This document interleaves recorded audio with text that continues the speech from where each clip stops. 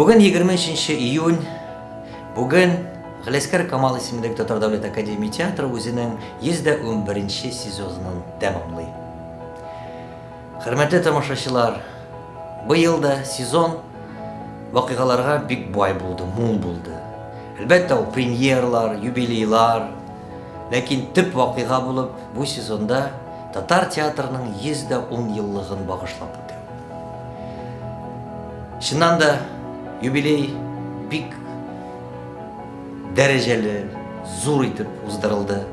Чөнки чит илдән дә бөтен татар театрлары катнашты, чит илдән дә кунаклар килеп төштеләр. Мәскәү, Питер театрлары барысы да безнең дуслар безне зур итеп кытладылар. Премьерларга кагылганда сезонны без башладык Карим Чинчуринның Җилкәнсезләр спектакле белән. Алдагы премьера булды Зөлфәт Хәкимнең Бармы ришвәткә дәва. Яңа елдан соң кече сәхнәдә Хәсән Туфан шигырьләренә һәм Туфан Миннуллинның Хәсән Туфан турында язылган пьесасы буенча Айдар Заббаров гаҗәеп кызыклы һәм минемчә талантлы спектакль чыгарды. Театр әлбәттә яңалыксыз, экспериментсыз яши алмый. Без дә быел бер экспериментка алындык. Дәрсе гыйбрәттер театр дип аталган театральләштерелгән сәяхәт. Ә инде сезон ахырында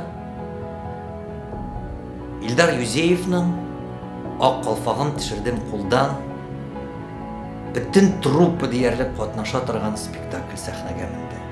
Ә инде моннан берничә менә көн элек гөрләп, шаулап Наурыз фестивале узды. Анда да быел без фестивальне якут театрларына багышладык, якут мәдәниятенә багышладык.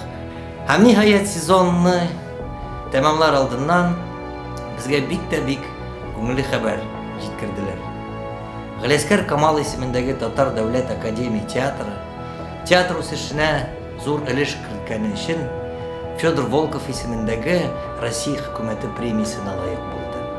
Һәм әлбәттә, сүземнең ахырында иң зур рәхмәтебезне бөтен Галиаскар Камал исемендәге Татар дәүләт академия театры исеменнән, андагы хезмәткәрләреннән, аларның исеменнән иң зур рәхмәтебезне сезгә әйтәсебез килә.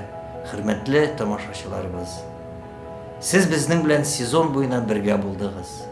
Шатлыкларыбызны да, моңсу минутларыбызны безнең белән бергә кичердегез. Тагын бер кат рәхмәт сезгә. Киләсе очрашуларга кадәр сау булыгыз.